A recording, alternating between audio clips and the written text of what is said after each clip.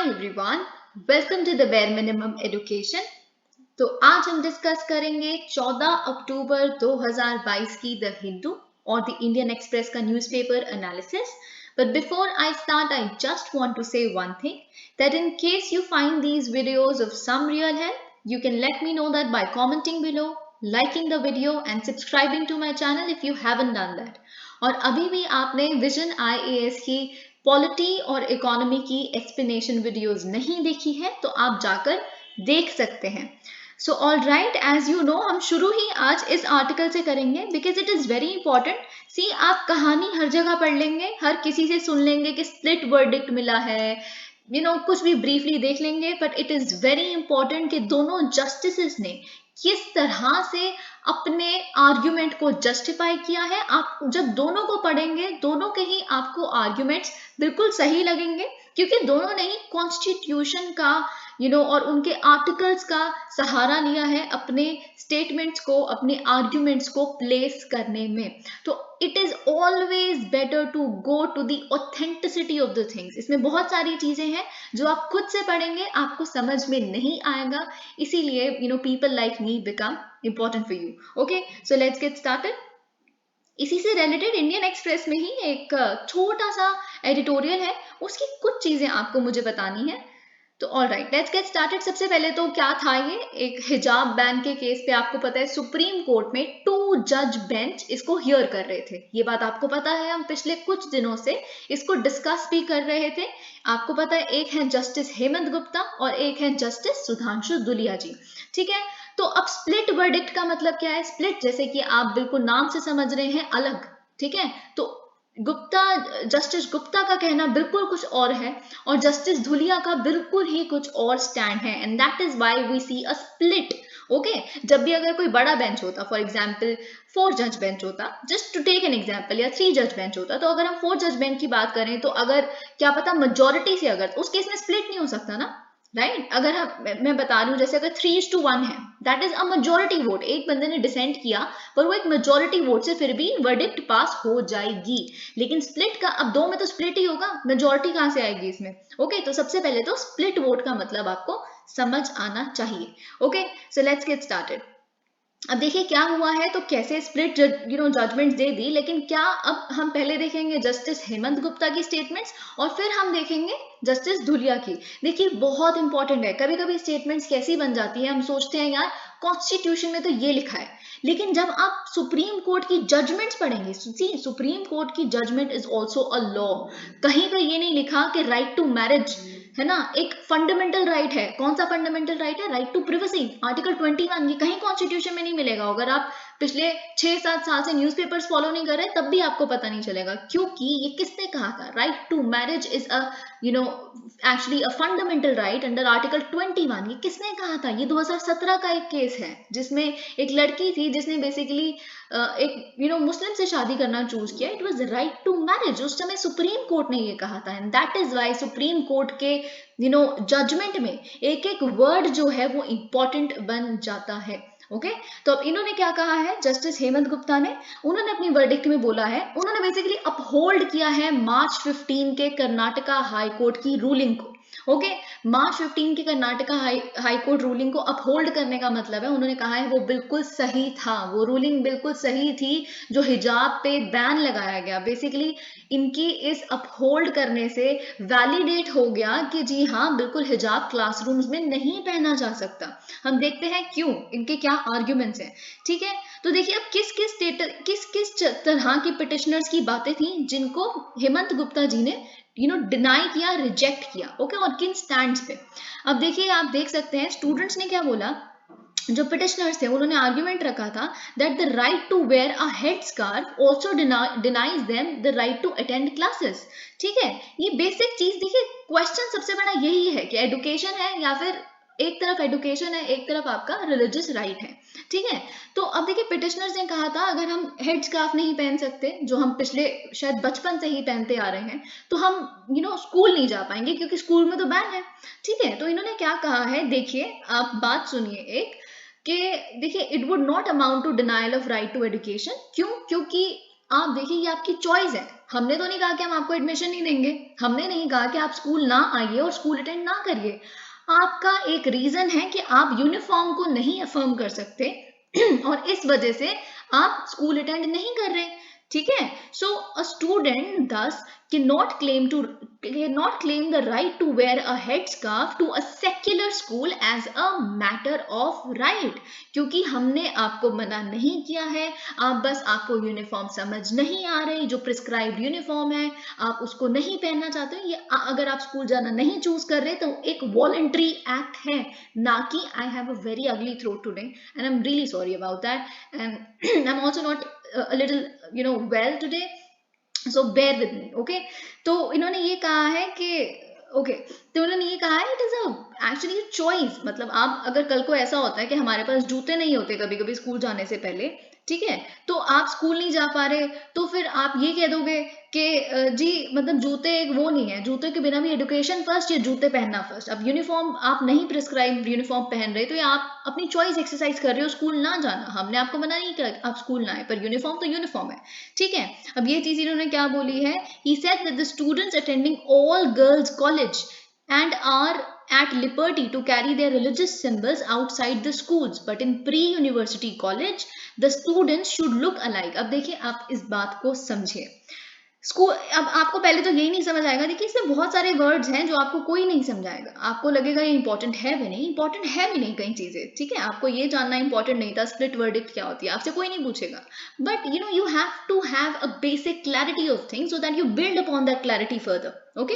तो pre university college क्या होते हैं, अगर आप सुनेंगे तो आपको लगेगा शायद कर्नाटका का कुछ स्पेसिफिक चीज है। देखिए प्री यूनिवर्सिटी कॉलेजेस अगर मैं बात करूँ कर्नाटका में अराउंड 2084 कुछ है, जिसका मतलब क्या होता है, प्री यूनिवर्सिटी का मतलब यूनिवर्सिटी में जाने से पहले जो एजुकेशन जरूरी है इन कॉलेज में दी जाएगी। तो ये क्या हुआ 11th-12th क्लासेस होती हैं बेसिकली। यूनिवर्सिटी में आप क्या करते हो जाके स्पेसिफिक फील्ड में बीएससी एमए उसके बाद जब बीएससी के बाद बेसिकली एमएससी करेंगे या कुछ भी स्पेसिफिक फील्ड हो जाती है, बॉटनी में, जुओलॉजी में, केमिस्ट्री में, ठीक है, या फिर आप आर्ट्स में करेंगे तो हिस्ट्री में, पॉलिटिकल साइंस में एंड ऑल ऑफ दैट। तो इसीलिए बेसिकली आर्ट्स, कॉमर्स और साइंस में प्री यूनिवर्सिटी एजुकेशन दी जाती है, जो यूनिवर्सिटी में जाने से पहले आपको फील्ड्स में पढ़ाई करनी है, ओके। तो इन्होंने क्या कहा है, देखिए प्री यूनिवर्सिटी कॉलेज का ये केस था जहां से बेसिकली उठ के आया, जहां पे एक लड़की को नहीं अटेंड करने दिया गया था हिजाब पहनने की वजह से। तो इन्होंने बोला है ठीक है, आप जब स्कूल से निकल जाते हो ना, स्कूल के बाद आप लिबर्टी पे हो, आप कुछ भी पहने, आप अपना रिलीजियस सिंबल कहीं भी लेके जाए, लेकिन जब आप प्री यूनिवर्सिटी कॉलेज तक के हो यानी कि स्कूल लेवल पे भी हो जैसे भी, तब आपको you should actually look alike, एक जैसे दिखने चाहिए, फील अलाइक, एक जैसी भावना होनी चाहिए एक दूसरे के लिए, थिंक अलाइक, एक जैसा सोचना चाहिए, and study together in a cohesive cordial atmosphere, okay. तो यही उन्होंने बोला। देखिए ऑब्जेक्टिव क्या है यूनिफॉर्म का, सी जब हम स्कूल जाते हैं तो हम यूनिफॉर्म क्यों पहनते हैं, हमारे जो टीचर्स हैं वो हमें यही कहते हैं यूनिफॉर्म का कॉन्सेप्ट क्या है, यूनिफॉर्म का मतलब एक सार, एक पेडेस्टल पे एक जैसा, कंप्लीटली एक जैसा, सिमिलर, कोई गरीब नहीं है कोई अमीर नहीं है, नहीं तो बहुत सारे बच्चे कोई अगर अमीर गरीब वाली चीज या यूनिफॉर्म ना हो तो बहुत सारे बच्चे कहीं ऐसे होंगे जो बहुत महंगी घड़ी पहनाएंगे राडो की, कहीं ऐसे होंगे जो शूज कहेंगे हमारे 12 लाख के शूज हैं, then the uniformity gets lost, okay. तो ये ऑब्जेक्टिव और राइट अब होल्डिंग, अब देखिए अभी तक आपको लग रहा होगा ये तो सिर्फ कहानी सुन रहे हैं, अब एग्जैक्टली चीजें मैटर जो है वो यहाँ से शुरू होगा, जो बहुत इंपॉर्टेंट है क्योंकि इसमें बहुत सारी एडिशनल चीजें मुझे आपको समझानी है, ओके। अब देखिए बेसिकली उन्होंने क्या कहा है, स्टेट गवर्नमेंट के पास पावर है कि वो कॉन्स्टिट्यूट कर सकते हैं, बना सकते हैं कॉलेज डेवलपमेंट कमिटीज को, सीडीसीज को, ठीक है। किस एक्ट के तहत, कर्नाटका एजुकेशन एक्ट 1973 के तहत। अब देखिए और उनके पास ये भी पावर है कि वो सरकार जो है स्टेट गवर्नमेंट जो है वो डेलीगेट कर सकती है the decision to implement the uniform to it, यानी कि जो आपने सीडीसी बनाई, जो कॉलेज डेवलपमेंट कमेटी बनाई, तो आप जैसे सरकार के पास ये है ना इम्प्लीमेंट करने का यूनिफॉर्म को, राइट, पावर, ठीक है, तो आप डेलीगेट कर देंगे, यानी कि हम बेसिकली हमारे बिहाफ पे सीडीसी इस चीज को इम्प्लीमेंट करेगा। अब आपने अपनी पावर को डेलीगेट कर दिया नीचे लेवल पे, जो स्तर पे ग्राउंड लेवल पे जो उसे बेसिकली एग्जीक्यूट करेगा, ठीक है। तो ये राइट बिल्कुल सही था, स्टेट गवर्नमेंट के पास ये पावर है, ओके। ये चीज अब देखिए ये आप देख सकते हैं, ये फरवरी 5, 2022 गवर्नमेंट ऑर्डर के तहत बेसिकली ये बोला गया था कि जी हाँ हम डेलीगेट कर रहे हैं अपनी power and all of that. Alright, अब देखिए, he said the intent and objective of the government order is only to maintain uniformity amongst the students by adherence to the prescribed uniform and is reasonable as the same has the effect of regulation of the right. इन्होंने अब देखिए क्या कहा है, अगर आप article 19 freedom of speech and expression की जो बात करता है, article 19 clause 1 sub clause A, basically जहां पे हम पढ़ते हैं रीजनेबल रिस्ट्रिक्शंस का कॉन्सेप्ट, ठीक है। कोई भी फंडामेंटल राइट फंडामेंटल नहीं होता, हर एक फंडामेंटल राइट के साथ रिस्ट्रिक्शंस आती हैं।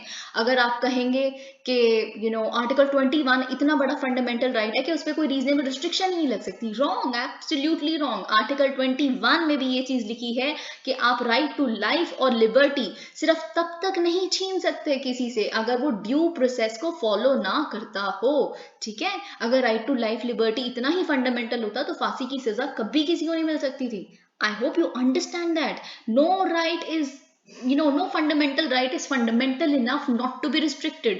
Alright, अब देखिए सबसे इंपॉर्टेंट बात जो इन्होंने यहाँ पे लिखी है, उन्होंने जो reiterate की है, that no fundamental right is absolute, yes, and can be curtailed by following due procedure, जो मैंने आपको अभी बताया, okay, and that the freedom of conscious and. अब देखिए, अब आपको बहुत कंफ्यूजन होगी, कंफ्यूजन ना हो तो आपको लगेगा ये इंपॉर्टेंट नहीं है, तो दोनों ही गलत है, कंफ्यूजन भी होनी चाहिए यहाँ पे और ये भी नहीं लगना चाहिए कि इंपॉर्टेंट नहीं है, क्योंकि ये बहुत इंपॉर्टेंट है। आई विल टेल यू कुछ ऐसा जो आपको सच में समझ आएगा कि क्यों जानना इतना इंपॉर्टेंट था। अब देखिए यहाँ पे लिखा है कि that the freedom of conscience and religion under Article 25 is subject to restrictions provided under Article 25 Clause 1। और मैं पहले इसको पढ़ लेती हूँ, कर्सरी रीडिंग दे देती हूँ, फिर आपको बताऊंगी क्या लिखा है, ठीक है। Such right is not just subject to public order, morality and health but also other provisions of part 3. This would also include Article 14 which provides for equality before law. अब देखिए, आप बहुत ध्यान से सुनिए, अगर आप कॉन्स्टिट्यूशन पढ़ते हैं, आप खोलिए आर्टिकल 25 क्लॉज 1, ठीक है, तो उसमें बेसिकली आपको क्या पता चलेगा, क्या लिखा है उसमें आर्टिकल 25 के क्लॉज 1 में, कि आपको है तो सही फ्रीडम ऑफ कॉन्शियंस है, freedom of religious and conscience है, रिलीजन, लेकिन it is subject to restriction. क्या है, यानी कि पब्लिक ऑर्डर को आप हार्म नहीं कर रहे, मोरालिटी को हार्म नहीं कर रहे, हेल्थ को हार्म नहीं कर रहे, और साथ में लिखा है और क्या रिस्ट्रिक्शन है, other provisions of this part. इसका मतलब क्या होता है, ये पार्ट का क्या मतलब है, पार्ट 3 यानी कि फंडामेंटल राइट्स, ठीक है। तो जो आर्टिकल 25 है उसकी एक रीजनेबल रिस्ट्रिक्शन है, कोई भी आर्टिकल जो फंडामेंटल राइट्स का पार्ट है, कोई भी आर्टिकल जो फंडामेंटल राइट्स के पार्ट के अंदर इंक्लूडेड है, वो आर्टिकल 14 भी हो सकता है, 15 भी हो सकता है, 16 भी हो सकता है। तो कल को स्टेटमेंट में अगर लिखा होता है कि, और आप समझेंगे उस समय पे कि मतलब ये तो है ही नहीं, ये रीजनेबल रिस्ट्रिक्शन तो लिखी ही नहीं हुई है, तो अगर आप खोल के देखेंगे उस रीजनेबल रिस्ट्रिक्शन में आर्टिकल 25 की ये बात लिखी है, subject to public order, morality and health and to the other provisions of this part, जिसमें सारे ही फंडामेंटल राइट्स आ जाते हैं। तो अब इन्होंने यही कहा है जस्टिस गुप्ता ने कि देखिए, अगर सारे ही आ जाते हैं आर्टिकल्स, तो मतलब आर्टिकल 14 भी आता है, आर्टिकल 14 में एक रीजनेबल रिस्ट्रिक्शन है, राइट। फ्रीडम टू, जो फ्रीडम ऑफ रिलीजन है उसमें आर्टिकल 14 भी एक है जो प्रोवाइड करता है इक्वालिटी बिफोर लॉ, मतलब लॉ की आंखों में, पब्लिक की आंखों में, स्टेट की आंखों में सब बराबर हैं, ओके। तो ये चीज इन्होंने बोली है। लेकिन अब देखिए, बहुत बार हमें लगता है कि आर्टिकल 25 में भी कुछ चीजें आपको पता होनी चाहिए। आर्टिकल 25 क्या कहता है, that everybody is equally entitled to freedom of conscience, यानी कि आपको डिसाइड करने का हक है आपका दिल कहाँ बेंड होता है, आप भगवान में मानते हैं कैसे। आप कहेंगे freedom of conscience in fact atheist को भी प्रिजर्व करता है कि आप भगवान में मानते हैं या नहीं मानते, ठीक है। नहीं तो फ्रीडम ऑफ कुछ ऐसा राइट टू वर्शिप गॉड भी तो लिखा हो सकता था। कॉन्शियंस वर्ड इसलिए चूज किया गया था कॉन्स्टिट्यूशन मेकर्स द्वारा, क्योंकि कॉन्शियंस का मतलब ऐसा भी तो हो सकता है कि कोई एथीस्ट हो, कोई भगवान में ही ना मानता हो पर वैसे अच्छा इंसान हो, ठीक है, ये चीज। और क्या लिखा है, right to freely profess, practice and propagate religion. अब प्रोफेस का मतलब क्या होता है, प्रोफेस का मतलब है डिक्लेयर करना बेसिकली, कि मैं इस धर्म में मानता हूं, मैं इस गॉड को मानता हूं, ओके, और ये मेरा धर्म है, ठीक है। और फिर आता है प्रोफेस, हमने देख लिया। प्रैक्टिस, प्रैक्टिस मतलब अगर कोई धर्म के कुछ पर्टिकुलर सिंबल्स हैं, मैं उनकी तरफ ओपनली दिखा सकता हूँ कि मैं इन सिंबल्स को मानता हूँ, कोई रिचुअल्स है मैं फॉलो कर सकता हूँ। फिर आता है प्रोपोगेट रिलीजन। प्रोपोगेट का मतलब क्या होता है, जैसे आप बड़े आप अपने रिलीजन को प्रेज करें, आप कम्युनिकेट करें कि मेरे रिलीजन के ये आइडियाज हैं, जिससे ऑटोमेटिकली क्या हो सकता है कि बाकी लोग जो हैं आपके रिलीजन की तरफ अट्रैक्टेड फील करें। आप you speak highly of your religion, that is called basically propagation of your religion. Okay, तो ये चीज भी आपको पता होनी चाहिए। I think this is very important. अब देखिए, एक बात ये थी कि फ्रेटर्निटी के कॉन्सेप्ट के भी खिलाफ है अगर हिजाब को बैन किया जाए तो। फ्रेटर्निटी का इस जगह क्यों कॉन्सेप्ट के खिलाफ था, जो पिटिशनर्स का कहना, क्योंकि हमारा जो प्रियम्बल है जो फ्रेटर्निटी की बात करता है, या फिर बी आर अम्बेडकर की स्पीच से आया है फ्रेटर्निटी वर्ड, तो उसमें क्या होता है कि सब मिलजुल के रहें, ब्रदरहुड की फीलिंग जो होती है, एक दूसरे के लिए रिस्पेक्ट, रेवरेंस, ठीक है, एक दूसरे की डाइवर्स हो लेकिन तब भी आप टॉलरेंट है उसकी डाइवर्सिटी के लिए, तब भी आप रिस्पेक्ट करते हैं उनकी। कैसे? सब इंसान, हर इंसान डिफरेंट है एक दूसरे से, राइट। तो देखिए, इन्होंने कहा है कि फ्रेटर्निटी की बात कहां से आ गई, बल्कि तो हेडस्कार्फ पहनना तो बिल्कुल फ्रेटर्निटी के खिलाफ दिखता है मुझे, ठीक है। The constitutional goal of fraternity would be defeated अगर स्टूडेंट्स को परमिट कर दिया जाएगा कि आप बिल्कुल अलग से दिखें दूसरों से। मेजॉरिटी एक जैसे दिख रहे हैं, आप अलग से दिख रहे हैं। रिलीजियस सिंबल्स को अगर आप कैरी करेंगे क्लासरूम में, तो ये तो मुझे लगता है फ्रेटर्निटी के बिल्कुल खिलाफ है, ठीक है। अब ये चीज हमने देख ली। अब देखिए, एक क्वेश्चन पिटिशनर्स का ये था कि ऐसे तो बहुत लोग रुद्राक्ष पहनते हैं, ठीक है, और भी क्रॉस पहनते हैं जो क्रिश्चियंस होते हैं, तो फिर उनको तो बैन नहीं किया जा रहा, व्हाई इज हिजाब बीइंग बैंड। अब देखिए, इस पे इन्होंने क्या बोला है कि गवर्नमेंट ऑर्डर जो है वो कर्नाटका का, जो मार्च में रिलीज किया गया था, वो सिर्फ एक्सक्लूड उन रिलीजियस सिंबल्स को करता है which is visible to the naked eye, ठीक है। तो हिजाब क्योंकि is visible to the naked eye, और बाकी तो शर्ट के नीचे आ जाते हैं, छुप जाते हैं, so that's not important. Okay, तो ये पब्लिक ऑर्डर को कैसे, आपने क्या पहना है शर्ट के नीचे, क्या नहीं पहना, तो दैट्स नॉट अ प्रॉब्लम, इन्होंने ये कहा है। अब एक और चीज जो यहाँ पे आपको जानने की जरूरत है, इनफैक्ट इन्होंने ये कहा बिल्कुल अननेसेसरी है, कोई जरूरत ही नहीं है इस मैटर को 9 जज बेंच, सुप्रीम कोर्ट जज बेंच जो है उन तक पहुंचाने की। अब देखिए, 9 जज सुप्रीम कोर्ट बेंच कौन से वाला बेंच, जो एग्जामिन करेगा questions of law arising in the Sabarimala review petitions. देखिए, इन्होंने बोला है कि वो जो साबरीमाला वाला जो बेंच बिठाया जाएगा, 9 जज बेंच, वो एक वाइडर क्वेश्चंस को डिस्कस करने के लिए बिठाया गया, उसमें इस चीज को बिल्कुल पहुंचाने की जरूरत है ही नहीं। ये तो एक सिंपल सी क्लियर सी बात है कि मतलब ये जरूरी है यूनिफॉर्म पहनना, so it is as clear as that. अब बोला इनको 5 जज बेंच, यानी कि अभी तो हम 2 जज बेंच सुन रहे हैं, ठीक है, बस इसी में इसको खत्म करो, 5 जज बेंच को भी, यानी कि कॉन्स्टिट्यूशनल बेंच को भी इसको पहुंचाने की कोई जरूरत नहीं है। कोई देखिए, कॉन्स्टिट्यूशनल बेंच मैंने आपको बताया था क्यों बिठाया जाता है, जब कोई भी इस तरह का मुद्दा होता है, फॉर एग्जाम्पल प्रेसिडेंट को पूछना है एक पर्टिकुलर लॉ है, इसकी इंटरप्रिटेशन क्या है, एक ग्रुप कहता है कि इसकी इंटरप्रिटेशन हमें ये लगती है, दूसरे कहते हैं कि हमें ये लगती है, so you need wiser minds to tell you कि what is your opinion, what do you think is the interpretation, क्या इसका मतलब होगा इस लॉ का, is on a substantial question of law. तो इनका कहना है ये तो एक कोई सब्सटैंशियल क्वेश्चन ऑफ लॉ भी नहीं है जो हम इसको एक कॉन्स्टिट्यूशनल बेंच बिठाएं, it is completely waste of time. इन्होंने ये चीज बेसिकली कही है, ठीक है। अब थोड़ा सा आप साबरीमाला के बारे में जान लीजिए। आप बार बार पढ़ते हैं essential religious practice, essential religious practice, ठीक है, तो थोड़ा सा आप साबरीमाला जजमेंट के बारे में सुन लीजिए। इसमें बेसिकली जो क्वेश्चन आपको पता है, जो साबरीमाला टेम्पल है, ठीक है, उसमें लड़कियों को जाना अलाउड नहीं है। मैं थोड़ा सा आपको बैकग्राउंड दे देती हूँ, लड़कियों को जाना क्यों अलाउड नहीं था, क्योंकि एक्चुअल में देखिए, जो वो ग्रुप है, जो हिंदू ग्रुप है, जो बेसिकली जो डीटी हैं उनकी देखभाल करते हैं, और क्यों इतने सालों से उनको जाने, क्योंकि जो डीटी है ना बेसिकली उनका ये कहना है उस ग्रुप का, और आप हिस्ट्री पढ़ेंगे तो आपको भी यही पता चलेगा कि वो है ना, वो उन्होंने ब्रह्मचर्य अपनाया हुआ था। तो इसीलिए देखिए, ब्रह्मचर्य जो अपना लेता है वो लड़कियों के आसपास नहीं, वो लड़कियों को देखते भी नहीं बहुत ज्यादा, ठीक है, बहुत ज्यादा आसपास सराउंडेड। इनफैक्ट कभी कभी जो लड़कियां होती हैं, they are menstruating, and that is why somehow उनके जो डीटी हैं, जिनको भगवान मानते हैं, वो एक मेंस्ट्रुएटिंग विमेन के साथ तो बिल्कुल भी नहीं हो सकते, इन द सेंस बिल्कुल विसिनिटी में नहीं हो सकते। तो इस तरह से उनके रिलीजन का वो जाता है, ठीक है। तो अब देखिए, उनका तो पॉइंट ये है, लेकिन सुप्रीम कोर्ट ने एक उसमें ये कहा था कि देखिए, आपका एसेंशियल रिलीजियस प्रैक्टिस हमें तो नहीं लगती कि लड़कियों से के जाने से उस पूरी जगह का वो खराब हो जाएगा जो इतने सालों से मेंटेन किया जा रहा है, तो लड़कियों को बिल्कुल अलाउड है, ठीक है, ये चीज उसमें आई थी। लेकिन फिर उसके बाद बहुत सारी पिटिशन जली एंड ऑल ऑफ दैट। अब साबरीमाला के जो 9 जज बेंच बैठेगा, अब ये बहुत सारे क्वेश्चन कंसिडर करेगा कि क्या है एसेंशियल रिलीजियस प्रैक्टिस। अब देखिए, पता है, आप पिछले बहुत सारे केसेस पढ़ेंगे ना सुप्रीम कोर्ट के, तो आपको पता चलेगा, सुप्रीम कोर्ट ने आज तक केस बाय केस बेसिस पे बताया है कि ये एसेंशियल रिलीजियस प्रैक्टिस है और ये नहीं है, ठीक है। तो it all depends on the whims and fancies of Supreme Court. तो इसीलिए एक शायद बनाया जाएगा एसेंशियल रिलीजियस प्रैक्टिस क्या होती है, उसका एक टेस्ट बताया जाएगा, अच्छा ये इंडिकेटर्स हैं तो ये एक एसेंशियल रिलीजियस प्रैक्टिस बन गई, ठीक है। तो what is essential religious practice, अगर हम थोड़ा सा बेसिकली देखें तो अगर कोई भी ऐसी प्रैक्टिस जो एक पर्टिकुलर रिलीजन का बिल्कुल कोर है, फंडामेंटल, यानी कि अगर आप उस प्रैक्टिस को नहीं निभाएंगे या नहीं करेंगे तो वो रिलीजन ही चेंज कर देगा, it would completely, the religion would probably cease to exist, वो रिलीजन बचेगा ही नहीं अगर आपने वो प्रैक्टिस नहीं की तो, ठीक है। तो अब कई लोग कहते हैं, बहुत सारे, आपको याद होगा हिजाब जब ये मुद्दा उठना शुरू हुआ, बहुत लोगों ने स्पेशली सोशल मीडिया पे आपने देखा होगा, बहुत लोगों ने ये कहा देखिए सरदार भी तो, सिख भी तो पगड़ी पहनते हैं, टर्बन पहनते हैं, तो वो गलत है, वो गलत नहीं है, और वैसे हिजाब पहनना गलत है, हाउ इज दैट जस्टिफाइड।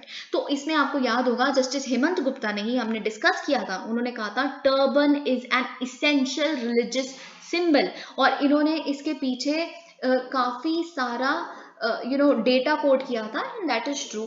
आप अगर देखेंगे तो एसेंशियल रिलीजियस सिंबल क्यों है टर्बन पहनना सिख के लिए, क्योंकि उनके जो सिख एक्ट है, जो जिससे बेसिकली इलेक्शन शुरू हुए थे, शिरोमणि गुरुबंधक प्रबंध जो कमेटी है, SGPC वाली कमेटी है जो इलेक्शंस करवाते हैं बेसिकली, जब उस समय पे ये सारी बातें आई थी, तो और उससे भी पहले अगर आप गुरु नानक देव जी की बातें सुनेंगे तो उसमें उन्होंने 5 के बताए थे कि इन के बजाय, यानी कि एक केस होता है, केस यानी कि केश जिन्हें आप कहते हैं बाल, तो in Punjabi we call it kes, ठीक है। तो उन्होंने कहा कि एक केस नहीं कटाने कभी भी, ठीक है, मतलब बाल कभी नहीं कटाने, उसको बांध के टर्बन बांध के रखनी है, ठीक है। तो सिख का मतलब क्या है, सिखिज्म ओरिजिन कब हुआ था सिखिज्म का, कि ये 5 चीजें अगर आप फॉलो करते हैं तो आप एक सिख हैं, ठीक है। केस नहीं कटवाने, आपको कंघा रखना है, आपको कड़ा पहनना है, these symbols are essential religious practices or essential religious symbols of Sikhism। तो that is how you differentiate it from the hijab case, इन्होंने ये बोला था, ठीक है।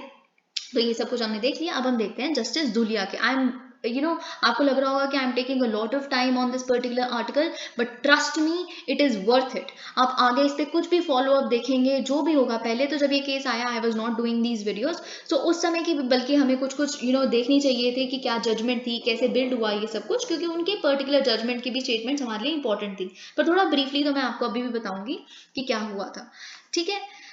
चलिए मैं आपको पहले, अब चलिए हम यहाँ देखेंगे तो डेरिवेटिव राइट का कॉन्सेप्ट हम यहाँ देख लेंगे। ओके, अब देखिए जस्टिस धुलिया ने क्या कहा है, हमारे जो स्कूल्स हैं, पर्टिकुलरली हमारे जो प्री यूनिवर्सिटी कॉलेजेस हैं, वो परफेक्ट इंस्टीट्यूशंस हैं जहाँ पे हमारे यहाँ के बच्चे क्या करते हैं, they wake up to the rich diversity of this nation. क्योंकि जब वो कॉलेज में जाते हैं ना, जैसे ही निकलते हैं, आपको सच में ऐसा लगता है, see I belong to the category of the students who is actually experienced it, मतलब आपको अचानक से स्कूल से बाहर निकल के ऐसा लगता है कि oh my God, this our country is so diverse because I belong to that particular category, but that's not important. तो जैसे ही जब you wake up to the reality कि हमारा नेशन कितना डाइवर्स है, ओके, और इसीलिए इस डाइवर्सिटी के लिए जो टॉलरेंस की जरूरत है, जो कॉन्स्टिट्यूशनल वैल्यूज हैं, इस तरह की अकोमोडेशन, अचानक से जाके आपको ये ना लगने लग पड़े कि नहीं यार हम तो बहुत अलग हैं, ये क्यों, सिर्फ हम ही होते हैं यहाँ पे तो अच्छा रहता। तो इसीलिए बहुत जरूरी है, स्पेशली कॉलेज में जाने से पहले, कि आप basically you wake up to this reality,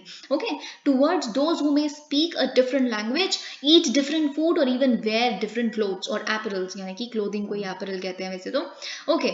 अब देखिए बेसिकली इन्होंने ये बोला, ये बिल्कुल एप्ट टाइम है जब आपको अलार्म कर दिया जाए डाइवर्सिटी के बारे में, ठीक है, ताकि आप रिजॉइस करें और सेलिब्रेट करें डाइवर्सिटी को। यहाँ पे रोकना तो बिल्कुल गलत है, यहाँ पे डाइवर्सिटी को इम्पिंज करना इज रॉन्ग, ओके। अब इन्होंने बोला कि हमारा जो कॉन्स्टिट्यूशनल स्कीम है, under our constitutional scheme wearing a hijab should be simply a matter of choice. और यही बात इनका, सिंपल बात है ये, इन्होंने बहुत ही बड़ा कोई लेक्चर नहीं दिया इस बारे में, बड़ी सारी चीजें कोट नहीं की, इन्होंने बोला कि हिजाब पहनना is a matter of choice, इसमें कुछ रिलीजन या कोई भी बात ऐसी वैसी नहीं है, आपको पहनना है पहनो, नहीं पहनना नहीं पहनो, इट शुड बी वॉलंटरी, ठीक है। अब जस्टिस धुलिया ने एक और चीज बोली है कि जो हाईकोर्ट की, कर्नाटका हाईकोर्ट की रूलिंग थी, finding that the petitioners can not assert there fundamental rights inside a classroom. उन्होंने कहा था क्लासरूम में आप अपने फंडामेंटल राइट्स की मांग नहीं रख सकते, आप वहां नहीं एक्सरसाइज कर सकते, आप स्कूल के गेट्स के बाहर छोड़ के आइए, ठीक है। क्योंकि जो बेसिकली क्लासरूम है वो एक क्वालिफाइड पब्लिक प्लेस है। इन्होंने बहुत सारे ऐसे एग्जांपल्स दिए थे, मैं अभी आपको बताऊंगी कि जैसे एक मार्शल कोर्ट होता है, वहाँ पे तो आप अपना रिलीजन एक्सरसाइज नहीं कर सकते या फंडामेंटल राइट ऑफ रिलीजन नहीं मांग सकते। बहुत सारी ऐसी चीज़ें, जैसे आर्मी पर्सनल हैं, उनके भी बहुत सारे फंडामेंटल राइट्स कर्ब्ड हैं। तो इन्होंने बोला कि इस तरह की जो पब्लिक प्लेसेस होती हैं या डिफेंस कैंप्स वगैरह जैसी वॉर रूम्स है ना, तो जब उसमें एक्सरसाइज नहीं है, वैसे स्कूल भी एक तरह से क्वालिफाइड पब्लिक प्लेस है, तो वहाँ पे भी आप अपने फंडामेंटल राइट्स की मांग नहीं रख सकते। अब देखिए जस्टिस दुलिया ने इस पे क्या कहा है कि स्कूल एक पब्लिक प्लेस है, पर आप स्कूल को कंपेयर कर रहे हो एक जेल के साथ या एक मिलिट्री कैंप के साथ, it is incorrect at the outset. ठीक है, तो इन्होंने यही बात बोली है, if the point which was being made by the High court was regarding discipline in school, के डिसिप्लिन इम्पिंज हो जाता है स्कूल में अगर कई बच्चे हिजाब पहन रहे हैं, तो ठीक है, हम डिसिप्लिन वाला बात फिर भी हम एक्सेप्ट कर लेते हैं, शायद डिसिप्लिन वाला हो भी जाता हूँ, ठीक है, ओके आई एक्सेप्टेड। पर आप डिसाइड करिए कि क्या आपके फ्रीडम के ऊपर, डिग्निटी के ऊपर डिसिप्लिन आता है, डिसिप्लिन पहले आता है या फ्रीडम पहले आती है, डिग्निटी पहले आती है कि डिसिप्लिन पहले आता है, you decide of course. Okay, इन्होंने ये बात बोली है, asking a pre university school girl to not okay to get off her hijab at her school gate is an invasion on her privacy and dignity। अब देखिए, अब privacy dignity की बात हो गई, तो इन्होंने तो कुछ कॉन्स्टिट्यूशनल आर्टिकल्स कोट किए हैं। अब देखिए ना, सी द काइंड ऑफ जो आर्गुमेंट्स होते हैं सारे ही कॉन्स्टिट्यूशन का सहारा लेते हैं अपने आर्गुमेंट्स को जस्टिफाई करने के लिए। हर कोई जब कोई प्रोटेस्ट भी कर रहा है तो यही कहता है, it is against article 14, article 15, article 16, article 19। ठीक है, तो article 19 clause 1 sub clause A के खिलाफ है, बल्कि जो fundamental right freedom of speech से मिलता है बेसिकली जो हमारा, उसके खिलाफ है ये। तो एक्सप्रेशन जो आप कर ही नहीं पा रहे, आप खुल के जी नहीं पा रहे, जब आप एक्सप्रेस ही नहीं कर सकते हमारी आइडेंटिटी क्या है, हम इसमें बिलीव करते हैं, इट्स रॉन्ग। आर्टिकल 21 जो प्रिवेसी के खिलाफ है ये चीज। ओके, तो बेसिकली यहाँ पे लिखा है कि जो वो पर्सनालिटी है जो एक इंसान की, या फिर जो भी वो अपने प्राइवेट डिसीजन है, अगर वो एक इंसान स्कूल के गेट के बाहर छोड़ के आने के लिए आप कह रहे हो उसको, स्कूल रूम में नहीं वो एक्सरसाइज कर सकती, और बात तो ये है कि ये उसका फंडामेंटल राइट है और जो क्लासरूम्स में भी एक्सरसाइज किया जाएगा, it is not a derivative right as has been described by the High Court. अब आप यहाँ फंस जाएंगे, इसीलिए आपके लिए समझना जरूरी है कि क्या होते हैं डेरिवेटिव राइट। अब क्यों हाई कोर्ट का हम थोड़ा सा देख लेते हैं, उस समय उन्होंने क्या कहा था। सबसे पहले तो इस जजमेंट का नाम है Resham versus State of Karnataka High Court judgment. ठीक है, ये चीज आपको पता होनी चाहिए लिखने के लिए एटलीस्ट। ठीक है, तो इसमें बेसिकली क्या हुआ था, इस जजमेंट ने एक अनयूजुअल रीडिंग की थी फंडामेंटल राइट्स की। ठीक है, इसमें क्या हुआ था, उन्होंने बोला था फंडामेंटल राइट्स है, उसके अंदर एक हायरार्की होती है। ठीक है, हायरार्की क्या होती है, इन्होंने कहा फंडामेंटल राइट्स में भी कुछ होता है सब्सटेंसिव राइट्स, कुछ होते हैं डेरिवेटिव राइट्स। ठीक है, तो जो सब्सटेंसिव राइट्स होते हैं ना, वो तो बिल्कुल मतलब कोर है, उनको तो हम नहीं कुछ कह सकते, दे आर फंडामेंटल। ठीक है, लेकिन जो डेरिवेटिव राइट्स हैं वो they are they are actually one notch lower, वो थोड़े नीचे आते हैं, मतलब वो इम्पिंज किए जा सकते हैं। ठीक है, तो जब डेरिवेटिव राइट्स की बात आती है, courts are not required to look into the questions of reasonableness of the restrictions, के रिस्ट्रिक्शंस जो लगाई जा रही हैं वो रीजनेबल भी हैं कि नहीं है, वो रिस्ट्रिक्शंस जो भी हैं वो कोर्ट का मामला नहीं है, हम उसमें वो नहीं देखेंगे, हम बस सिर्फ और सिर्फ सब्सटेंसिव राइट्स के केस में ये रीजनेबल है कि नहीं रिस्ट्रिक्शंस, वो देखेंगे। Okay, now such gradation with in the fundamental rights is a very novel approach.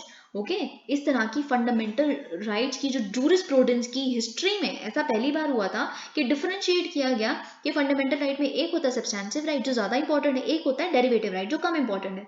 ठीक है, डेरिवेटिव राइट्स को तो कोर्ट को देखना भी नहीं चाहिए, बिकॉज द थिंग बिकम्स कि fundamental rights may be are not fundamental enough.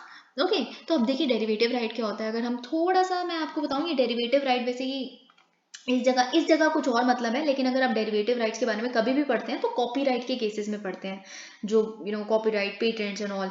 तो मैं थोड़ा सा पहले यहाँ बता देती हूँ, फिर कॉपीराइट के, क्योंकि दोनों इंपॉर्टेंट है आपके लिए। देखिए सब्सटेंसिव राइट क्या होता है, अगर एक राइट आपको फॉर एग्जाम्पल दिया गया है, राइट टू रिलीजन ही ले लीजिए। ठीक है, तो राइट टू रिलीजन का सब्सटेंस क्या है कि आप अपना रिलीजन खुद चूज करेंगे, आप उसमें मानते हैं, या आपका मैटर ऑफ चॉइस है, दिस इज द सब्सटेंस। ये एकदम हार्ट पे लाई करता है राइट टू रिलीजन के, ठीक है। लेकिन डेरिवेटिव राइट क्या होता है? डेरिवेटिव राइट, अब देखिए कर्नाटका हाई कोर्ट ने कहा था ये तो राइट टू रिलीजन दिया हुआ है, दैट इज फंडामेंटल, लेकिन आप उसमें से डिराइव कर रहे हो जी राइट टू रिलीजन का ही तो एक पार्ट है हिजाब पहनना, और फिर आप डिराइव कुछ और कर लेते हो कि हमारे राइट टू रिलीजन का ही तो पार्ट है ऐसा भी रहना, तो वो तो डेरिवेटिव राइट है। See this is your interpretation of your religion, है ना। तो ये चीज हो गई, यहाँ ही इसी से लिंक है essential religious practice. Now essential जो प्रैक्टिस है वो इतनी इसेंशियल होनी चाहिए कि अगर आप उसे प्रैक्टिस ना करें तो रिलीजन ही खत्म हो गया, वो रिलीजन और बचेगा ही नहीं जो आप रिलीजन कह रहे हो, ठीक है। तो इसीलिए ये डेरिवेटिव राइट का कॉन्सेप्ट है। अब थोड़ा सा हम देख लेते हैं कि डेरिवेटिव राइट का वैसे लॉ टर्म्स में क्या होता है।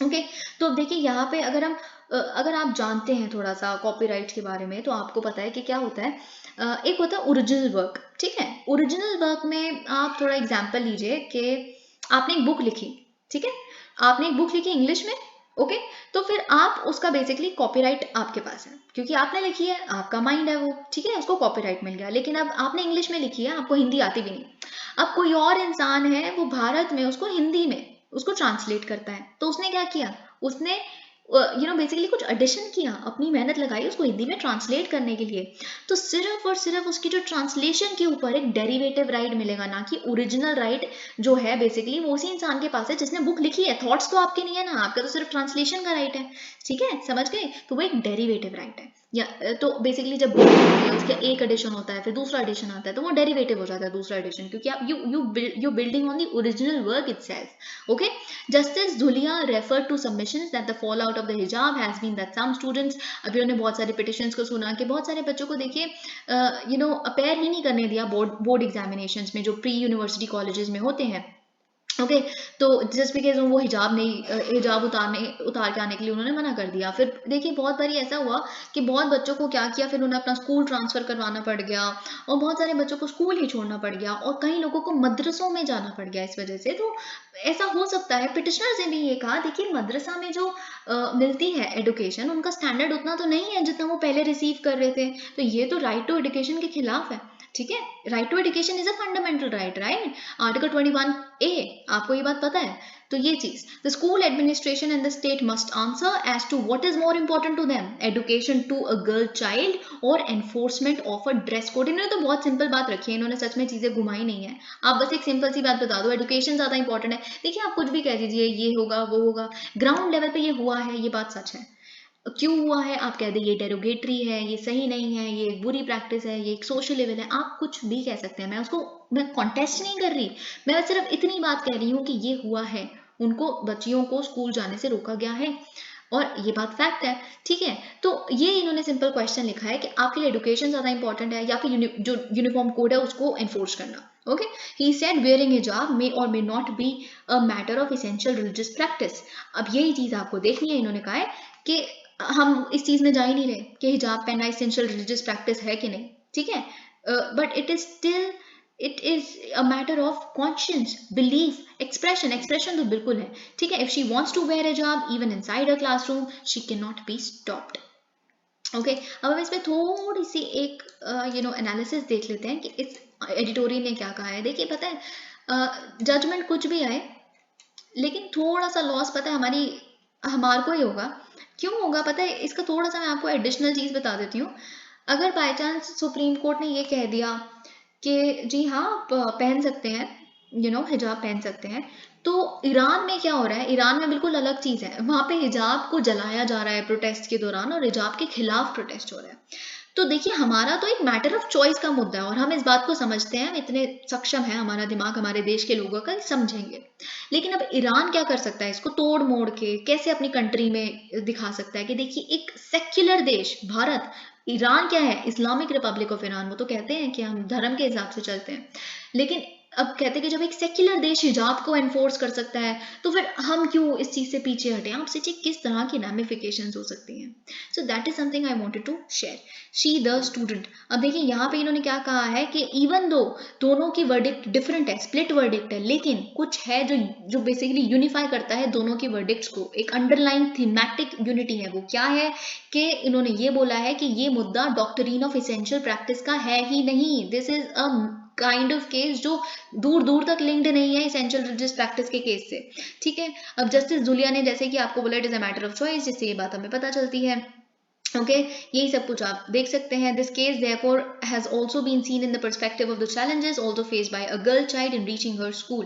Okay, and in upholding the Karnataka High court, ये तो हमें जस्टिस धुलिया का तो पता ही है कि उन्होंने बोल दिया. अब हम देख लेते हैं कि जस्टिस गुप्ता का क्या कहना था. उन्होंने बोला, अपहोल्ड तो किया उन्होंने बोला ठीक है कर्नाटका हाई कोर्ट की रूलिंग सही थी, पर हिजाब is not an essential religious practice, essential Islamic practice नहीं है. ओके, और इन्होंने ये बोला है बेसिकली कि religion is not at the centre, religion concept के मुद्दे के सेंटर पे है ही नहीं, रिलीजन की बात ही नहीं हो रही यहाँ पे.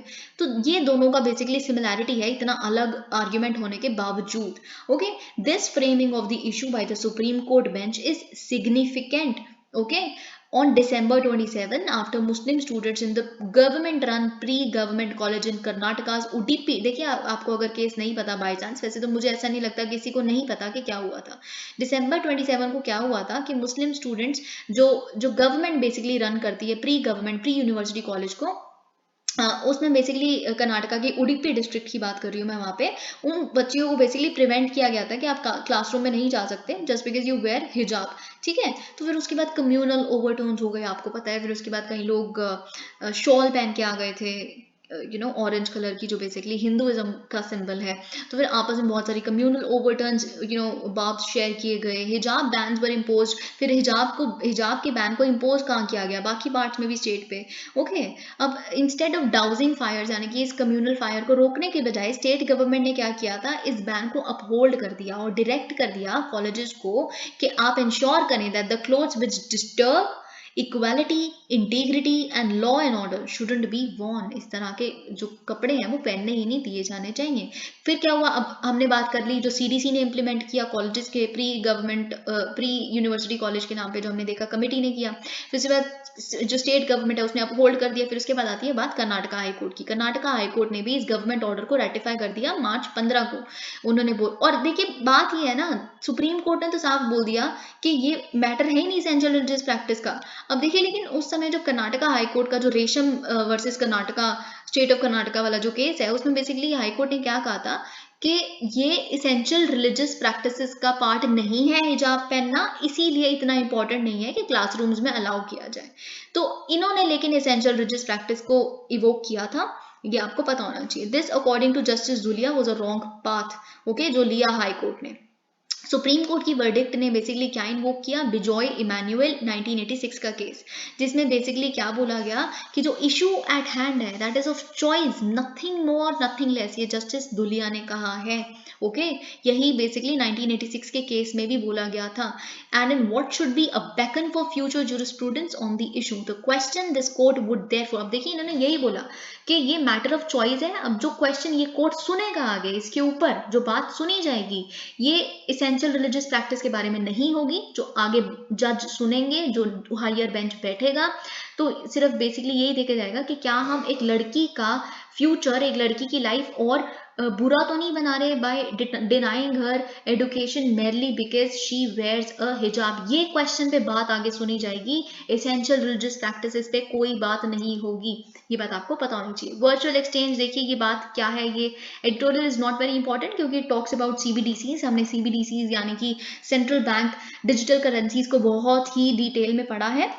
ओके, तो आपको ये बात मैं आपको पहले भी बता चुकी हूँ कि सीबीडीसीज जो basically reserve bank of India issue करेगी, वो दो तरह की होगी. एक होगी टोकन बेस्ड और एक होगी अकाउंट बेस्ड. टोकन बेस्ड क्या होगी, बेसिकली जो रिटेल लेवल पे, जैसे हमारे जैसे लोग आपस में थोड़ी बहुत पेमेंट करना, कुछ खरीदा उसकी पेमेंट की, इन तरह की चीज़ों के लिए रिटेल बेसिकली यूज जो होगा वो ये होगा. अकाउंट बेस्ड क्या होगा, अकाउंट बेस्ड सीबीडीसी क्या होगी, इंटर बैंक ट्रांजैक्शंस जो होती हैं, बड़े बड़े फाइनेंशियल इंटरमीडियरीज के बीच में जो ट्रांजैक्शंस होती हैं, इस तरह की.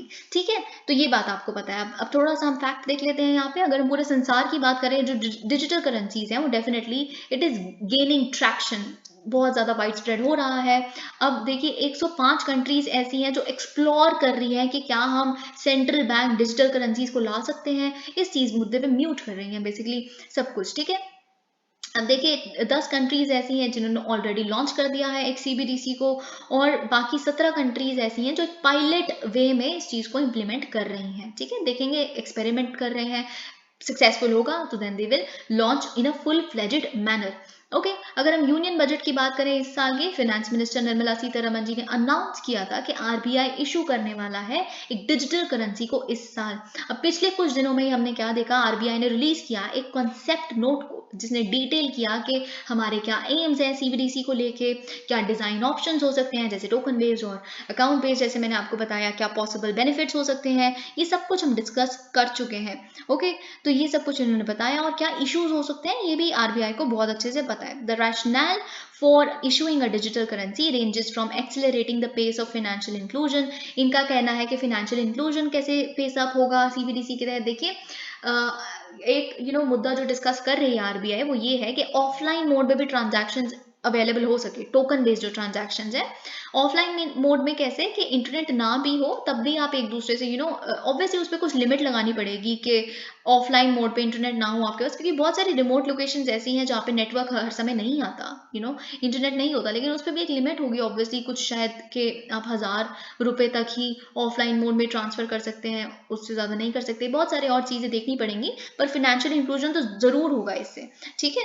और lowering the cost associated with physical cash management definitely, and ensuring financial stability given the proliferation of crypto currencies. देखिए सबसे बड़ा जो आर्ग्यूमेंट है आरबीआई का, it is against crypto currencies, क्योंकि बहुत वॉलेटाइल है। आरबीआई बार बार आके ये क्यों कहते हैं, देखिए कल को आप अगर आप नहीं वाकिफ इस बात से कि क्रिप्टो करेंसी किस तरह की वॉलेटिलिटी के साथ आता है, आप उसमें इन्वेस्ट करते हैं, ये आपकी सिरदर्दी है, आप लॉस में जाएंगे, ये आपकी सिरदर्दी है, हम पे मत आना, हम आपको नहीं बचाएंगे। If you go bankrupt by that, your burden, it's not our headache. ये चीज अब देखिए, क्रिप्टो करेंसीज की तो आरबीआई खिलाफ है ही, लेकिन फिर उन्होंने कहा कि हम एक सेंट्रलाइज करेंसी लाएंगे जो एक सेंट्रल बैंक इशू करेगी डिजिटल करेंसी को, that would be nicer, that would be safe. Safe क्यों होगा, क्योंकि इसकी लाइबिलिटी मैंने आपको बताई थी किसके ऊपर होगी, आरबीआई के ऊपर होगी। कैसे होगी लाइबिलिटी, क्या होता है, यानी कि जब आप एक फॉर एग्जाम्पल 2000 का नोट देखते हैं, उस पर क्या लिखा होता है कि आरबीआई गवर्नर प्रॉमिस टू पे यू दिस मच अमाउंट, यानी कि उस नोट की कोई वैल्यू नहीं है जब तक उस पर ये बात ना लिखी हो। वो तो एक पेपर है ना, पेपर की वैल्यू कैसे बन जाती है, वो एक रुपये कैसे बन गया, क्योंकि उसमें आरबीआई गवर्नर का प्रॉमिस लिखा है। तो लाइबिलिटी किसकी है, यानी कि प्रिंट किसने किया उसको, किसने उसको छापा, कौन पे कर रहा है, पेमेंट का सिरदर्द किसका है, आरबीआई का। Okay, it is a promise of the RBI which matters. Okay, ये चीज आपको पता होनी चाहिए। वैसे ही जो ये डिजिटल करेंसी होगी, it will be just like जो आप नोट और कॉइन्स और ये सब यूज करते हैं, just in digital format, that is it. Token based की एटलीस्ट मैं ये बात कर रही हूँ। तो ऑब्वियसली फिर एक वो है ना, सिक्योरिटी है, आरबीआई की लायबिलिटी है उसको पे करना। कोई एक जब लीगल टेंडर उसे बना दिया गया, तो अगर आप किसी को उसमें पे करेंगे तो आपको कोई डिनाई नहीं कर सकता, नहीं जी आप ऐसा करो कैश में ही पे करो, क्योंकि हम तो नहीं मानते कि ये सरकार ने अभी तक बनाया कि नहीं बनाया। तो एक लीगल टेंडर है, उनको एक्सेप्ट करनी पड़ेगी आपकी पेमेंट।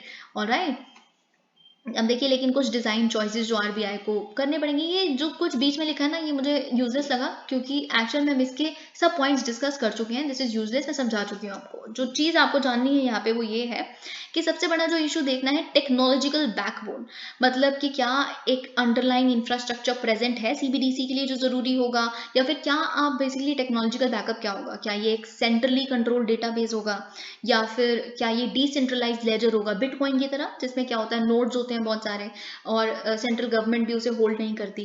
देखिए पहले तो स्टार्टिंग में जब सीबीडीसी को कॉन्सेप्ट आया था तो हमें यही पता था कि ये क्रिप्टो करेंसी की टेक्नोलॉजी पे बेस्ड होगा, जैसे बिटकॉइन होता है, उसको बेसिकली कोई हैक नहीं कर सकता, अनफेजेबल एंड ऑल ऑफ दैट। लेकिन अभी क्या है, इस पे भी आरबीआई अभी सलाह मशवरा कर रही है कि क्या होता है, सेंट्रली कंट्रोल डेटाबेस होगा।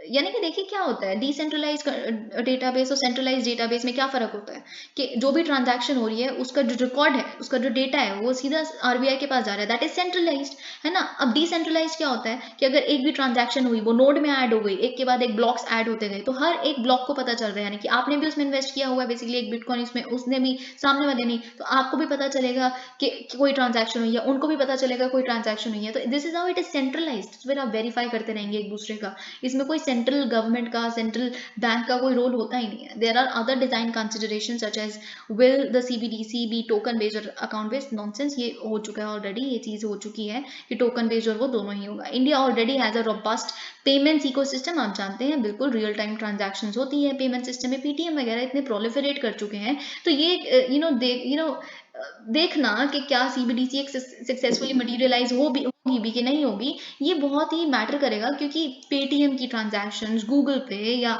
और भी जो एनईएफटी वगैरह है, वो ऑलरेडी हैं और आप सब उस पर निर्भर हैं ऑलरेडी। तो देखते हैं कि कितना लाना चाहिए भी कि नहीं लाना चाहिए, क्या लोग इस पे शिफ्ट करेंगे कि नहीं करेंगे, या पेटीएम मनी वगैरह पे ही रहेंगे। One particular area where a CBDC can provide significant gain is remittances. Yes, चाहे आप बात करें इंटरनेशनल रेमिटेंसेज की या फिर आप इंटरनल रेमिटेंसेज यानी कि इंट्रा कंट्री रेमिटेंसेज की अगर आप बात करें, तब भी बेसिकली क्या होगा, आप कैश डिपॉजिट करवा रहे हो, फिर वहां से कैश निकालेगा, बीच में कमीशन पे होगी।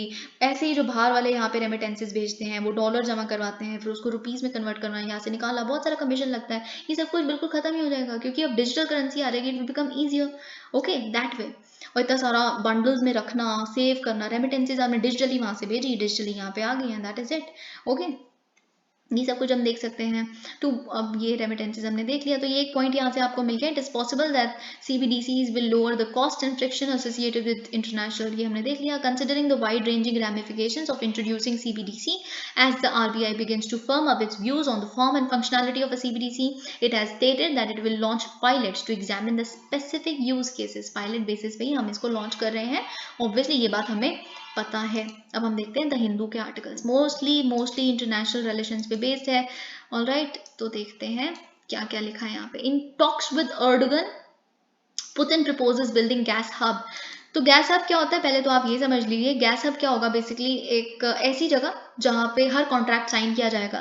बेसिकली वहाँ पे सारी कहाँ से किस पाइपलाइन से कितना बेसिकली गैस आगे ट्रांसफर करना है, इस कॉन्ट्रैक्ट में कितना क्यूबिक फीट था जो आगे इस पर्टिकुलर कॉन्ट्रैक्टर को भेजना है, किसको नहीं भेजना, क्या प्राइस होगा डिपेंडिंग अपॉन कितनी अवेलेबिलिटी है। ठीक है, ये जो हब होगा इसको कहते हैं गैस हब। ठीक है, जहाँ पे सारे इस तरह के डिसीजंस लिए जाएंगे। अब रशियन प्रेसिडेंट व्लादिमीर पुतिन ने थर्सडे को क्या कहा है कि हमारा जो टर्किश काउंटर पार्ट है जिनका नाम अर्डगन है, वो हम बेसिकली कंसिडर कर रहे हैं कि हम टर्की को एक गैस हब बना देंगे। कैसे, जो रशिया की जितनी भी गैस बेस्ड सप्लाईज हैं, ऑब्वियसली इंक्लूडिंग टू यूरोप, जो डिसरप्ट हो गई हैं यूक्रेन रिलेटेड सैंक्शंस वगैरह के बीच में, तो बेसिकली जितने भी गैस सप्लाई करना, अगर टर्की उसका गैस हब होगा तो टर्की पे प्राइस डिसाइड किया जाएगा कि कितना प्राइस है, उससे सब कुछ आगे जो डिलीवर किया जाएगा वो टर्की से किया जाएगा। रशिया टर्की को भेज देगी, टर्की से सबको डिलीवर किया जाएगा। सो देख रहे हो आप कितनी इंपॉर्टेंस है टर्की की, कितनी ज्यादा। जैसे कि मैंने आपको समरकंद में बताया था कि किस तरह मिस्टर मोदी मेट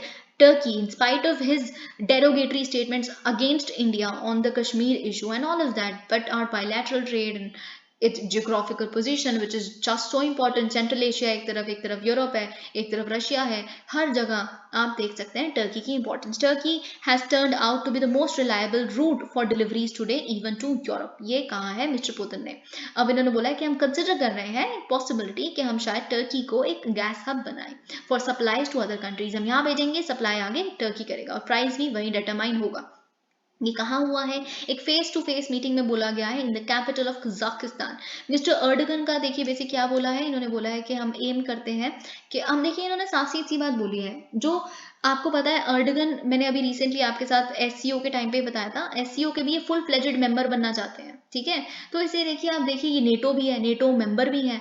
ठीक है, ये कैसे बैलेंस कर रहे हैं, रशिया को भी वेस्ट को भी। ठीक है, तो वैसे ही इधर बात की गई है। मिस्टर अर्डगन ने कहा है कि हमने अपने डायलॉग के जो चैनल्स हैं वो दोनों के लिए खुले रखे हुए हैं, रशिया के साथ भी, वेस्टर्न कंट्रीज के साथ भी, since the start of Russian invasion.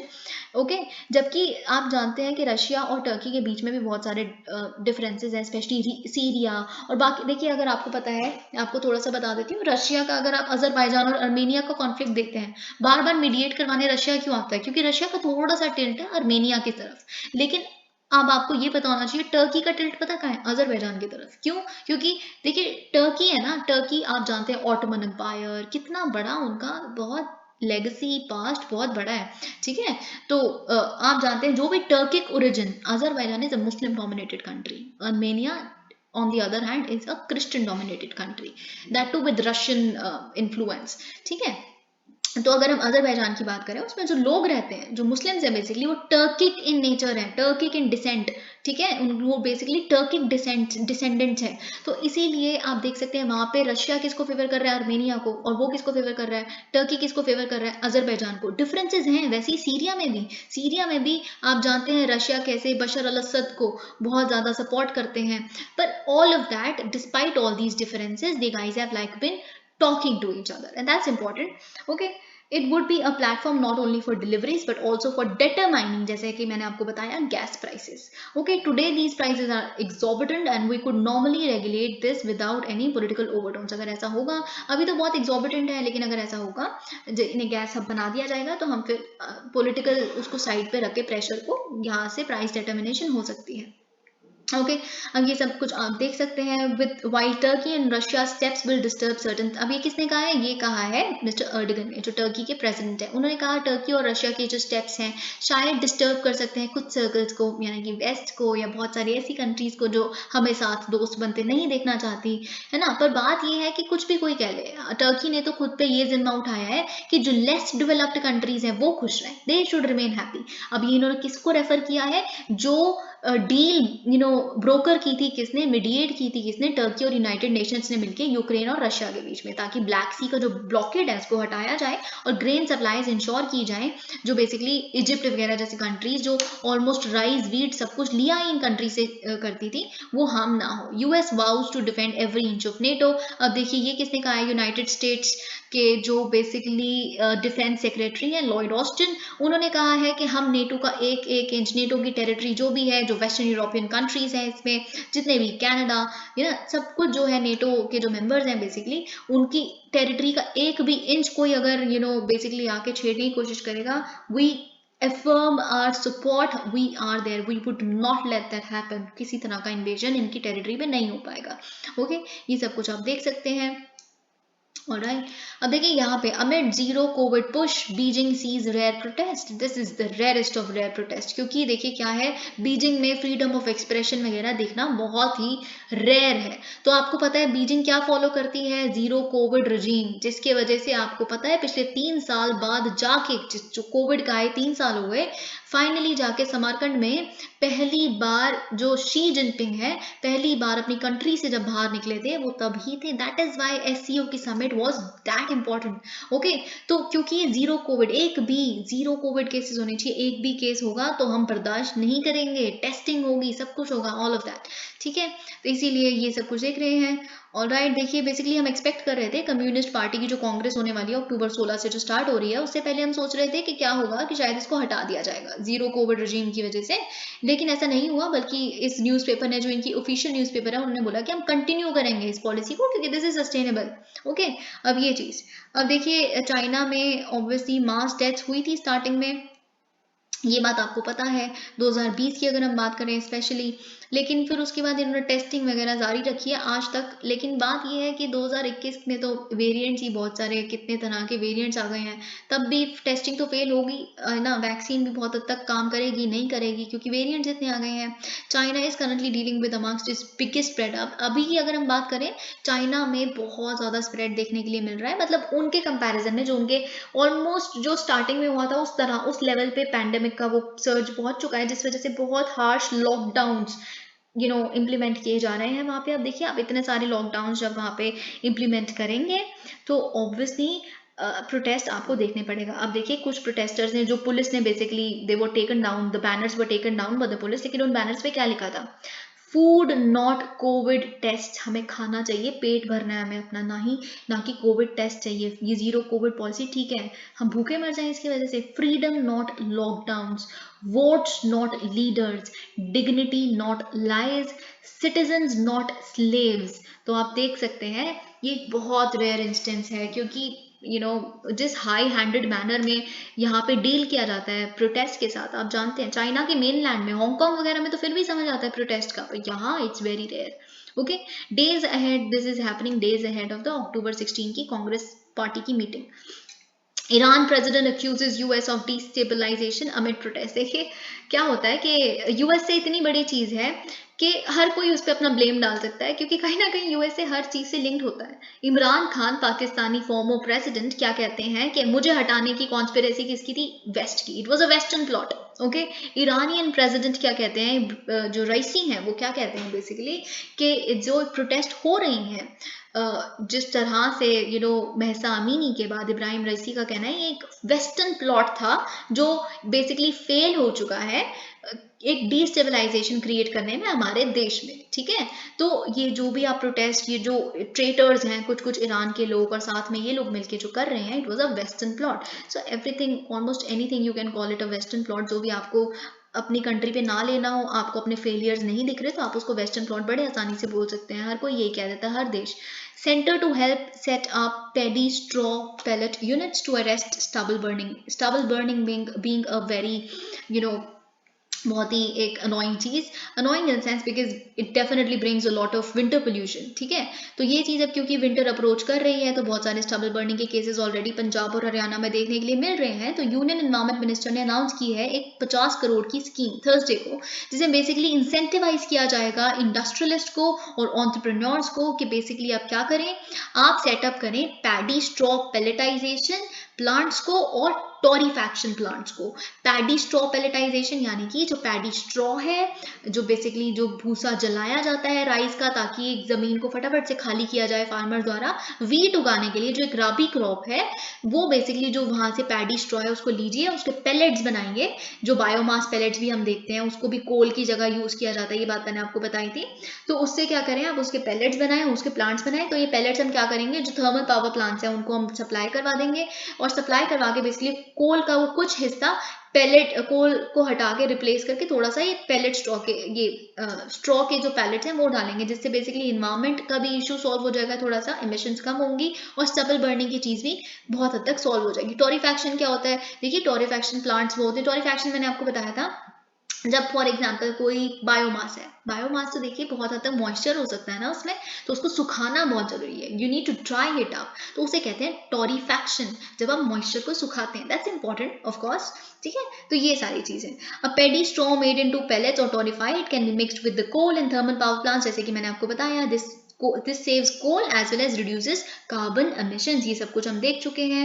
Alright, new unit set up after Thursday would be eligible for government funding, जो इसके थर्सडे के बाद अब जो भी प्लांट स्पेसिफिकली इस पॉलिसी के लिए ही इंसेंटिवाइज होकर करने की कोशिश करेंगे, प्लांट्स बनाने की कोशिश करेंगे आप टोरीफैक्शन प्लांट्स वगैरह, तो गवर्नमेंट की फंडिंग मिलेगी कैपिटल के रूप में कि आप इन प्लांट्स को सबमिट इंफ्रास्ट्रक्चर के रूप में बेसिकली सेटअप कर सकें। This estimated cost of setting up a regular pelletization plant which can process a ton per hour is ₹35 lakh, okay. और स्कीम के तहत क्या होगा, centre will fund such plants to a maximum of ₹70 lakh subject to capacity, depend करता है आपके plant की capacity के ऊपर, पर 70 लाख तक का मतलब वो तो सरकार पे करेगी, ओके। अब एमजी नरेगा यानी कि मनरेगा की अगर हम बात करें, एक रिपोर्ट आई है सामने, तो जिससे पता चला है कि MNREGA made up for about 80% income loss during pandemic, यानी कि बेसिकली जो इतने सारे माइग्रेंट्स या जितने भी वेज लेबरर थे उनके पास जब कोई काम नहीं बचा तो अपने जब गांव गए तो सबने डिमांड की, डिमांड बेस्ड पॉलिसी है ना मनरेगा एक, तो उन्होंने डिमांड की रूरल एम्प्लॉयमेंट की, तो बेसिकली जो इनकम लॉस्ट हुई उसका 80% उन्होंने रिकवर करने की कोशिश की मनरेगा से की। That becomes very important. Had a similar urban employment guarantee act been enforced, maybe it would be it actually would have been better, पर हाँ एक रेवेन्यू का इशू है डेफिनेटली, कितना ज़्यादा सरकार के ऊपर रेवेन्यू का बर्डन आएगा इससे कि वो कम हो जाएगा, एक्सपेंडिचर ज़्यादा बढ़ जाएगा। Of course physical prudence is also very important, but something और the other can be done. इतनी स्कीम्स भी तो और आ ही रही हैं। Unemployment is the major issue, बेरोजगारी is the biggest issue I believe, okay. अब ये हम रिपोर्ट देख लेते हैं, रिपोर्ट किसने निकाली है, the study title employment guarantee during कोविड-19 the role of MNREGA in the year after 2020 lockdown, conducted by the centre for sustainable employment, Azim Premji university, collaborative research and dissemination, कुछ बहुत सारे उन्होंने इंस्टीट्यूशन मिलकर बताए गए, ओके। ये आप देख सकते हैं, help people compensate between 20% to 80% of the income loss, depend करता है ऑफकोर्स, कई लोगों ने 20% ही निकाल पाए वो इनकम लॉस का, बाकी कुछ और किया उन्होंने साथ में, कई लोगों ने 80% अपना इनकम लॉस का यहीं से रिकवर किया। The report also said that around 39% of all job card holding households interested in working under under MNREGA did not get a single day of work in 2020 से 21, मतलब 39% जो जॉब कार्ड होल्ड कर रहे थे, बेसिकली जो holders हैं इस तरह के कार्ड्स के, 39% के उनमें से एक भी दिन का काम नहीं मिला। तो मतलब ये पॉलिसी फेलियर कह सकते हैं, इम्प्लीमेंटेशन फेलियर कह सकते हैं, डिमांड को एक्रू ना कर पाना कह सकते हैं जो सरकार पे आई होगी। ओके अब ये बहुत बड़ा इंपॉर्टेंट डिसीजन है। EC drops order to enrol outsiders in J and K. आपको पता है कि मैंने कैसे बताया था कि पैरेलल्स ड्रॉ किए जा रहे हैं कि जेएनके में बेसिकली इन्वेजन हो रही है, क्योंकि जब आप बाहर से लोग कह दोगे कि आगे वोट कर सकते हैं यहाँ पे बाहर आए हुए, तो जो सरकार का बेसिकली ये एलिगेशन है, सरकार का एम है जम्मू कश्मीर में जहाँ पे मुस्लिम मेजोरिटी है वहाँ पे हिंदू वोट्स के बेसिस पे पूरा जीत पाना बीजेपी द्वारा। ये एक बहुत सोची समझी साजिश बोली गई थी एंड ऑल ऑफ दैट। तो ये आप जानते हैं जम्मू अब फाइनली इसको रिवोक कर दिया गया है। Jammu Kashmir election officer on Thursday withdrew an order directing tehsildars to enroll outsiders living in Jammu district for over a year as voters in the ongoing exercise of revision of electoral rolls in the union territory ahead of the assembly polls. तो ये आप देख सकते हैं तहसीलदार के ऊपर ये duty थी, तो अब उनको ऑर्डर इशू किया गया है कि आप जो 1-1.5 साल से यहाँ पे रह रहे हैं, जो हमने पहले बोला था कि आप एनरोल कर सकते हैं, अब आप उनको एनरोल नहीं कर सकते। ओके इट स्टैंड्स विड्रॉन, क्योंकि इतना जब पब्लिक क्रिटिसिज्म मिलेगा तो यही होगा। Okay India terms Pakistan AP centre of terrorism. तो क्या हुआ है अब देखिए, सबसे पहले तो आप ये देखिए ये है क्या, where is it written. All right, I am not able to find it. Okay, let's go. We will read as we go on. Okay, this is the Conference on Interaction and Confidence Building Measures in Asia, SICA. Okay, कहाँ पे held किया गया है, कहाँ पे hold किया गया है? अस्ताना यानी कि कजाकिस्तान में। ठीक है, ये कॉन्फ्रेंस हुई है। अब देखिए बेसिकली क्या है, इंडिया ने बोला है कि हम चाहते हैं नॉर्मल रिलेशंस, हम भी चाहते हैं पाकिस्तान के साथ नॉर्मल रिलेशंस हो, पर पाकिस्तान को पहले क्रेडिबल, वेरीफिएबल, इरिवर्सिबल एक्शंस लेने पड़ेंगे कि जो क्रॉस बॉर्डर टेररिज्म, जो मिलिटेंसी का रीजन है आप जम्मू कश्मीर में बेसिकली, उसको खत्म करिए। ठीक है, ये किसने बोला है? Minister of state for external affairs Meenakshi Lekhi ji ने। उन्होंने बोला है कि ओके अपने इंडियन नेबर को स्लैम करते हुए बोला है कि आप सपोर्ट करते हैं टेरर ग्रुप्स को, राइट, और आप अटैक नहीं करते माइनॉरिटीज को वहां पे। इन्होंने ये चीज बोली है, हमें पता है कि वहां पे हिंदूज और सिख्स के ऊपर कितने ज्यादा अटैक होते हैं आपके पाकिस्तान में, तो आप हम पे जो आवाज उठा रहे हैं। देखिए इन्होंने क्या कहा था, देखिए और यहाँ पे देखते हैं मिस्टर शरीफ, मिस लेखी ने क्यों इंटरवेन किया, क्योंकि मिस्टर शरीफ यानी कि जो शहबाज शरीफ है, उनकी स्पीच क्या थी, उसमें उन्होंने बोला ओके अपनी स्पीच में, India had trampled the will of the people of Jammu and Kashmir, India today is a threat towards minorities, to its neighbours and to this region, south Asian region को ही थ्रेट है। ठीक है, he said Pakistan still hope, फिर भी इतना देश बुरा है भारत, तब भी हम होप करते हैं कि हम पीस मेंटेन कर सके इंडिया के साथ। हाउएवर जब तक इंडिया जो एट्रोसिटीज वो कश्मीर में करता है, जो अगस्त 5 का ऑर्डर लेके आया, स्ट्राइक डाउन कर दिया धारा 370 को,